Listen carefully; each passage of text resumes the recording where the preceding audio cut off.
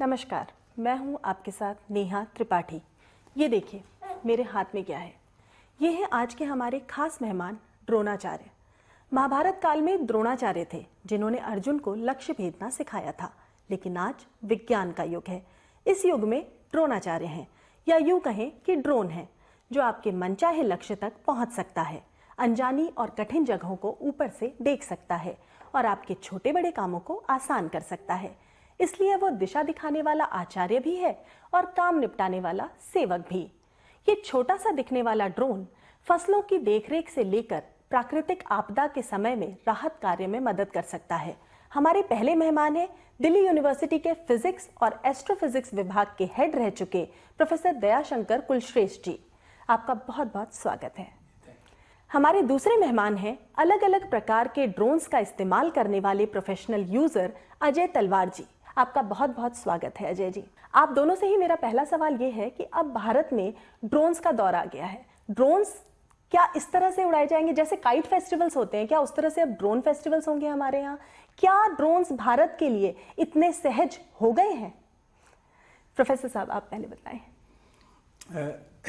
मेरा ख्याल है कि नेहा जी आप बहुत करेक्ट हैं। अभी होने की प्रोसेस में है, काफ़ी कुछ हो गए हैं और बहुत शीघ्र ही इसका जो प्रोग्रेस है वो बहुत फास्ट होने वाली है, ऐसा मैं देख रहा हूँ।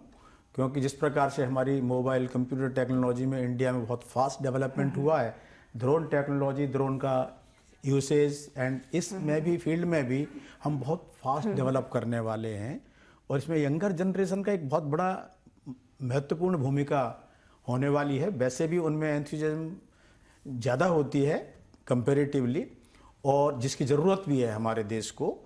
और मुझे लगता है कि शीघ्र ही हमारे यहाँ कम से कम सैद्धांतिक रूप से घर घर में, गांव गांव में, शहर शहर में बच्चे इससे परिचित हो जाएंगे, इसके बारे में शिक्षित हो जाएंगे। इसका उपयोग करके बहुत कुछ बड़ा योगदान हमारे देश के लिए करने वाले हैं। अजय जी हमारे साथ हैं, वो खुद भी ड्रोन यूज करते हैं, प्रोफेशनल ड्रोन यूजर हैं। तो आपको क्या लगता है ड्रोन्स हमारे लिए हम सहज हो गए? फेस्टिवल जैसा एक सिनेरियो बताया, उसमें मैं बड़ी इंटरेस्टिंग चीज़ बताना चाहूँगा कि इमेजिन कीजिए आप एक ओपन एयर एरिना में बैठे हुए हैं, एक शो चल रहा है और आपके चारों तरफ स्क्रीन्स लगी हुई हैं और एक क्या करीबन 500,000 ड्रोन उड़ते हैं फॉर्मेशन फ्लाइंग में, और आप वो नज़ारा देख रहे हैं, लेज़र शो हो रहा है। ये तो एक फन की बात, बड़ी इंटरेस्टिंग बात बता रहा हूँ। और जो चारों तरफ आपकी स्क्रीन लगी हुई है, ये एक ही कंप्यूटर से सारे के सारे ड्रोन्स कंट्रोल होके फ्लाई भी कर रहे हैं और आपकी स्क्रीन्स पे एक सुंदर सा नज़ारा, कोई म्यूजिक कॉन्सर्ट, कोई 3D प्रोग्राम, इस तरह का। ये इंटरेस्टिंग यूजेस आजकल दुनिया में जैसे कि रिपब्लिक डे पर होने वाला है लगातार हो रहे हैं। तो ड्रोन का ये भी एक इंटरेस्टिंग यूज है, जो काइट फेस्टिवल जैसे आपने बोला। जी जी, तो ड्रोन्स का इंटरेस्टिंग यूज तो है, लेकिन अगर कोई, जैसे हमारे दर्शक जानना चाहेंगे कि अगर वो ड्रोन खरीदना चाहते हैं, उड़ाना चाहते हैं, तो उन्हें क्या करना चाहिए, वो क्या करें? बेसिक्स क्या होंगे इसके अजय जी? दिसंबर 1 को रूल्स बना के, जो रूल बनाने की एजेंसी है वो है गवर्नमेंट की directorate general of civil aviation. उन्होंने कार निकाला है, कार जो CAR है, उसको सिविल एविएशन रिक्वायरमेंट्स, ये अनमैन्ड एयरक्राफ्ट जो है उसके बारे में निकाली हैं। और उन्होंने इंडिया में ये काफ़ी जल्दी रूल्स एंड रेगुलेशंस बन गए हैं। बाकी कंट्रीज़ में अभी बने भी नहीं है, लेकिन इंडिया थोड़ा प्रोग्रेसिव है इस मामले में। तो उन्होंने जो कार निकाला है उसके मुताबिक 5 तरह के ड्रोन स्पेसिफाई किए हैं, नैनो, माइक्रो, स्मॉल, मीडियम और लार्ज। जैसे ये इतने सारे नियम कानून हैं, इसको लेकर इतनी गाइडलाइंस हैं, तो आपको क्या लगता है कुलश्रेष्ठ जी की क्या इसको लेकर लोगों का उत्साह कम होगा? जैसे हम सोच रहे हैं कि ये बहुत एक्टिव हो जाएगा। नहीं, मुझे लगता नहीं है कि इसकी वजह से उत्साह कम होगा। क्योंकि हम बच्चों को थोड़ा अंडर एस्टिमेट इन जनरल करते हैं, वो नहीं करना चाहिए। वो काफ़ी इमेजिनेटिव होते हैं और इन सब चीज़ों में काफ़ी स्मार्ट होते हैं, तो उन सब चीज़ों को बड़े फटाफट से लर्न करते हैं वो। तो जैसे हम लोग ये ड्रोन्स उड़ाएंगे, या जो भी लोग इसको खरीद रहे हैं, उड़ाना चाहते हैं, मतलब किन किन तरीकों से इसका इस्तेमाल गलत हो सकता है? मतलब उसके लिए भी कुछ कंडीशंस होंगी जो आप तमाम गाइडलाइंस बता रहे हैं उसमें, कि किन किन तरीकों से इसका इस्तेमाल गलत हो सकता है? जहाँ ये टेक्नोलॉजी का गलत इस्तेमाल छोटे पैमाने पे आप किसी के घर में जाके झांक सकते हैं। ड्रोन की तो कैपेबिलिटी वही है जहाँ पे ह्यूमन जा नहीं सकते और जहाँ पे ह्यूमन का जाना डेंजरस है। जी जी। वही कैपेबिलिटी है इसकी, छोटा सा है, कॉस्ट कम होता है। तो अगर आप किसी की प्राइवेसी इन्वेड करते हैं तो वो इलीगल है। डेंजरस यूज और भी हो सकते हैं, आप किसी एयर स्पेस में इसको उड़ा दें। और जैसे एयरक्राफ्ट के साथ बर्ड हिट होती हैं, तो ये भी एक तरह का बर्ड है और उसके हिट होने से कितने उस मैन्ड एयरक्राफ्ट में जो लोग बैठे हैं उनकी जान को खतरा है। तो सॉफ्टवेयर बना रहे हैं, जो कंपनियां ड्रोन बनाती हैं उनके सॉफ्टवेयर में एयर स्पेस इनबिल्ट होती है। ये ड्रोन उस एयर स्पेस, रिस्ट्रिक्टेड स्पेस में जा ही नहीं सकता। अभी इंडियन गवर्नमेंट ने एक नई सॉफ्टवेयर प्रपोज किया है, उसमें इनबिल्ट रिस्ट्रिक्शंस होगी जिसका नाम है NPNT और इसका फुल फॉर्म है no permission no take off. तो सॉफ्टवेयर में वो इनबिल्ट होगा NPNT, no permission no take off. बढ़िया। तो ये जो ड्रोन, जो बड़े बड़े ड्रोन है, माइक्रो नैनो को छोड़ के, माइक्रो से लेके स्मॉल मीडियम लार्ज जो ड्रोन है, उनके सॉफ्टवेयर पे इनबिल्ट होगा कि परमिशन है या नहीं है। तो जो ये कंपनी ड्रोन बनाती हैं और वो सॉफ्टवेयर बनाती हैं इसको कंट्रोल और उड़ाने का, उसी के अंदर इनबिल्ट होगा कि वो कम्युनिकेट करके परमिशन भी लेगा, उसके बाद ही टेक ऑफ हो सकेगा। डॉक्टर कुलश्रेष्ठ, आपसे मेरा ये सवाल है कि जो टेक्निकली एडवांस्ड इस्तेमाल जो है ड्रोन का, वो क्या देखते हैं अब, क्या हो सकता है? नेहा जी, ट्रूली स्पीकिंग, जो इनका कुछ फील्ड्स में तो एडवांस यूज ऑलरेडी हो रहा है, जैसे कि एरोस्पेस में है, for the repairing maintenance of the aircraft, so you deliver the things to them, they are already using it. Okay. In militaries they are also being already used at a very advanced level, basically imaging, and this can be put to use in finding out the various hideouts, secrets, so-called reconnaissance about the enemies locations, उनका क्या strategy हम ये simple drones के through माध्यम से पता कर सकते हैं, टारगेटिंग कैसे करनी है, ये इन सब चीज़ों में कर सकते हैं। तो उनमें ऑलरेडी हो रहा है एक्चुअली में।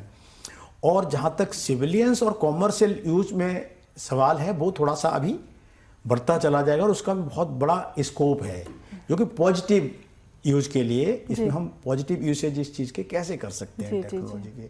तो आपका सबसे पहले आपका जर्नलिज्म एंड फिल्म मेकिंग के अंदर सबसे बड़ा योगदान है। जी, अभी हो भी रहा है, फिल्म मेकिंग में हम इस्तेमाल कर भी रहे हैं बहुत सारे, खासतौर से हॉलीवुड में तो तमाम। और इसका जो बढ़ाना है हमें, उसकी जरूरत है। अभी मैं रिसेंटली देख रहा हूँ, I have been watching air quality index, इतना पोल्यूशन चल रहा है दिल्ली में, तो ड्रोन से एक बहुत इंपॉर्टेंट भूमिका इसमें ऑलरेडी निभा रहे हैं, क्योंकि वो हमें monitoring, real time air quality index different locations में क्या है, ये हम ड्रोन्स के माध्यम से ही पता करते हैं एक्चुअली में। तो इसका यूसेज और बढ़ने वाला है और इसकी जरूरत है बहुत। जब इसके बारे में अवेयरनेस ही नहीं होगी तो हम उसको फाइटिंग कैसे करेंगे, उसको रेमेडी कैसे करेंगे, इसलिए इसकी बहुत बड़ी जरूरत है। और जहाँ तक एग्रीकल्चर का सवाल है, वहाँ भी इसकी बहुत ज़्यादा ज़रूरत है, अभी बहुत कम है इसका हमारे यहाँ। इट्स अनफॉर्चुनेटली बहुत नेग्लेक्टेड सा एरिया समझते हैं लोग इसे। बाकी सब वेस्टर्न कंट्रीज के फार्मर्स बहुत रिच हैं, हमारे यहाँ बेचारे सुसाइड करते हैं, वेरी अनफॉर्चुनेट। तो उसमें मतलब इस सब में भी डिलीवरी ऑफ थिंग्स, सबसे पहला imaging of things, mapping of things. Mining में बहुत बड़ा इंडस्ट्रियल यूज इसका ऑलरेडी चल रहा है कि 2D 3D mapping of the things, है ना, कहाँ पर जियोमैग्नेटिक इफेक्ट्स कैसे किस प्रकार से असर कर रहे हैं, कहाँ पर खनिज पदार्थ हो सकते हैं, कहाँ पर ऑयल गैस हो सकती है, ये ड्रोन्स के माध्यम से हम पता कर सकते हैं। तो इन सब में यूसेज इंडिया के अंदर इसका बहुत बढ़ने वाला है और बढ़ना चाहिए। I would encourage it. वो जहाँ तक नेगेटिव एस्पेक्ट्स का, तो साथ साथ देखिए, जैसे इसके 3 कंपोनेंट्स हैं, यूएवीज हैं, अनमैन्ड एयरक्राफ्ट व्हीकल्स हैं, तो इसका एंटी यूएवी सिस्टम को भी डेवलप करना पड़ता है। इसके अंदर भी 3 चीजें हैं, जैसा अजय सर ने भी बताया है कि एक तो ड्रोन हमें सामने दिखाई दे रहा है, एक इसका ग्राउंड कंट्रोल सिस्टम है, एक उनका कम्युनिकेशन है। ये तीनों एस्पेक्ट बड़े इंपॉर्टेंट हैं, इनके ऊपर बड़ा संभाल के आगे कदम बढ़ाना पड़ेंगे। बिल्कुल। लेकिन I think it can be done. और आप नहीं भी करेंगे तो क्या होगा, पूरी दुनिया तो करती रहेगी, आप बहुत पीछे रह जाएंगे। पर भारत तो वो नहीं में रहना सरकार जब लेकर आई है, लीगलाइज किया है, तो चाह रही है सरकार के सरकार चाह रही है और सरकार को चाहना चाहिए, लेकिन हमें काउंटर मेजर्स उस एंटी यूएवी सिस्टम के भी ये सब एस्पेक्ट डेवलप करने पड़ेंगे। जी। आई होप कि गवर्नमेंट कर भी रही है, उसका भी एंटी यूएवी सिस्टम बनाएंगे आप, उसका भी कंट्रोल सिस्टम बनाएंगे, उनका भी कम्युनिकेशन सिस्टम बनाएंगे। नई चीज लेकर नहीं तो there I will be collisions, there will be failures, they will drop out. अब 200 किलो का जा रहा है, 25 किलो का भी अगर जा रहा है और हमारे ऊपर गिर जाता है किसी फेलियर से, किसी कोलिजन से, ऐसे इंसिडेंट्स। वहां तो एक फ्लाइट्स के साथ ही टकराट हो गई थी कनाडा में, अमेरिका में हॉट बैलून के साथ हो गई थी। ये सब चीजें हो सकती हैं, तो इनका इक्वली एंथुजियास्टिक तरीके से हमें इसका एंटी यूएवी सिस्टम को डेवलप करना पड़ेगा। Means all this 3 components work, UAVs and all this 3 systems for the anti UAVs. ये भी हमको साथ साथ ही डेवलप करना पड़ेगा, हैंड टू हैंड। जी। बिल्कुल just like mobile and computer technology, ये साथ साथ करना पड़ेगा। अभी हम लगातार हमने एंटी मिसाइल लॉन्च की है, कभी मिसाइल्स लॉन्च करते हैं, सब कुछ कर रहे हैं। तो इसी प्रकार से इसके ऊपर भी करना पड़ेगा। जरूर। और इसको इग्नोर करके सो नहीं सकते हैं, वो तो पॉसिबल नहीं है। ये तो जैसे सीरियस नोट पे हो गया, कुछ इंटरेस्टिंग इस्तेमाल इसका क्या हो सकता है, इसके बारे में आप बताइए। आप तो खुद उड़ाते हैं। नेहा जी, मैं एक करीब 5 किलोमीटर स्क्वायर का कोई जगह, जैसे कोई खेत है, वो लेना चाहूँगा और ड्रोन को प्री डिफाइंड पाथ पे उड़ा के उसको मैं पेंट करके इतना बड़ा एक म्यूरल बनाना चाहूँगा। Okay. तो ये एक इंटरेस्टिंग चीज़ मेरे दिमाग में चलती रहती है। जो ड्रोन्स हैं उसमें जीपीएस लगा हुआ है, बहुत प्रिसाइज है। It can go on a path and it can paint a mural और a big mural which will be seen from the sky. तो that's an interesting project I would like to take. Technology है, और ये तो drone तो Wales की जो migration है और वाइल्ड लाइफ की जो माइग्रेशन है और लोकेशन है, वो सब कर ही सकता है। Technology is available. तो ये सब इंटरेस्टिंग यूजेस हैं जी। जो इसमें इस्तेमाल कर सकते हैं, ड्रोन्स को कर सकते हैं। जैसे भारत में ये तकनीक नई है और सरकार इसके कमर्शियल इस्तेमाल पर भी विचार करी है। जैसा कि मैं अभी कह भी रही थी कि ड्रोन्स अगर होम डिलीवरी करने लगे चीज़ों की, आपके घर पे चीज़ें पहुंचाने लगे, इस तरह का कुछ भी, तो वो कितना व्यावहारिक लगता है आप लोगों को, प्रोफेसर साहब? देखिए, इसको अगर हम संभाल के करें तो कोई प्रॉब्लम नहीं है, लेकिन जिस प्रकार से कि चीज़ों को उदाहरण से समझा जाता है कि जैसे ये पिज्ज़ा होम डिलीवरी या फूड डिलीवरी वाले लोगों को टाइम लिमिट फिर और लगा देते हैं, so they try to crash on anybody but they want to reach the destination in time. Drone traffic में तो फिर भी चलो निकल जाए, बट ड्रोन्स अगर उड़ रहे हैं तो हमारे यहाँ जो बिजली की तारें और ये सब है, उनसे कैसे फिर ये इन सबको काफी होम डिलीवरी तक अभी पहुंचना थोड़ा मुश्किल है, इतना फास्ट नहीं होगा, क्योंकि उससे पहले ये सब कुछ हमें डेवलप करना पड़ेगा। अभी हमारे यहाँ तो बिजली के तार रास्ते में बेस में रोड पर लगे होते हैं, तो काफी केयरफुल। प्राइम का जो एक फेमस एग्जांपल है, जो एम्प्लॉय करना चाहते हैं कि आपने वेबसाइट पर जाके जूते खरीदे और आधे घंटे में आपको ड्रोन से वो डिलीवर भी हो जाएंगे। तो तारों का जो है ड्रोन के अंदर, ये वाले ड्रोन में भी एक ऑब्स्टिकल सेंसिंग होता ही है, और तारों की जो हाइट होती है वो लिमिटेड होती है। तो ऑलरेडी सब है इस ड्रोन में डिलीवरी करने के लिए, लेकिन अभी इंडिया में किसी भी ड्रोन पे पेलोड या कोई डिलीवरी के लिए अलाउड नहीं है by law. A drone can carry only A camera. कोई इसके ऊपर डिलीवरी करने के लिए, वैसे तो मेडिकल यूजेस भी है, कोई रिमोट एरिया में आपको मेडिकल सप्लाईज या ब्लड या किसी ऑर्गन ट्रांसप्लांट के लिए भी इस्तेमाल किया जा सकता है, और उसमें काफी फायदा होगा। होम डिलीवरी से ज्यादा महत्वपूर्ण बात आपने जो अभी कही है वो है कि ये उसके लिए जो है ना, मेडिकल फील्ड के अंदर इनकी बहुत ज्यादा जरूरत है, इसको प्रमोट करने की बहुत ज्यादा जरूरत है, क्योंकि the things have to be transported within a short span of time. यहाँ से वहां, नहीं तो वो चीज भी बेकार हो जाती है, आदमी की जान भी जाती है, उसमें बहुत ज्यादा जरूरत है। और इसको जहां तक बिल्कुल प्योरली सिविलियंस टाइप का जो है, लाइक डिसास्टर मैनेजमेंट है, एग्रीकल्चर है, इसमें इसको बहुत ज्यादा बढ़ावा देना चाहिए। तो वो उनकी फसल की देख सकते हैं भाई, कितनी फसल कैसी चल रही है, वो इमेजेस से ही सब कुछ कलेक्ट करते हैं। कैमरे उसको पेलोड की भी ज़रूरत नहीं है उनको, और पेस्टिसाइड वाले के लिए थोड़ा बड़े चाहिए होंगे, लेकिन I think they can be regulated. जी जी जी। तो उस क्षेत्र में इसको बहुत ज़्यादा बढ़ावा देने की ज़रूरत है, rather than B think of A pizza home delivery. ये जो एग्रीकल्चर फील्ड में है, डिजास्टर मैनेजमेंट, पुलिसिंग के लिए बहुत जरूरी है। जी जी जी। पुलिस का काम हम इससे करवा सकते हैं। हाँ, काफी इफेक्टिव रहेगा। लॉ एनफोर्समेंट के लिए बहुत काम की चीज है। तो पर जैसे अगर ये कैरी नहीं कर सकते हैं तो वो सरकार को लाना चाहिए इस तरह का कानून कि ये कैरी कर पाए। और कितने वजन के ड्रोन्स होंगे तो वो कैरी कर पाएंगे? मतलब 250 ग्राम के ड्रोन पे आप वजन ज्यादा शायद ना रख पाओ, जैसे ऑर्गन ट्रांसप्लांट, या हम कुछ ऐसे वाले फैक्ट की भी बात कर रहे हैं जी। ड्रोन तो 150 किलो का भी आता है। हाँ, वही, और वही, उसका वही, पेलोड जो है वो भी ज्यादा हो सकता है। अभी इंडिया में लॉ नहीं है। 1 दिसंबर 2018 को लॉ बनी है। अभी 1-2 महीने ही हुए हैं। तो लॉज सिक्योरिटी को कंसर्न को देखते हुए लॉज अभी आगे बढ़ेंगी। इस टाइम पे पेलोड ले जाना अलाउड नहीं है, लेकिन नियर फ्यूचर में पेलोड ले जाना अलाउ होगा तो बहुत सारी डिजास्टर मैनेजमेंट, जैसे प्रोफेसर साहब ने, को ले जाने में भी ये देखना पड़ेगा कि कितना पेलोड कितनी दूर तक ले जा सकता है। टेक्नोलॉजिकली ड्रोन में अभी सिर्फ एक ही प्रॉब्लम है, बैटरी की।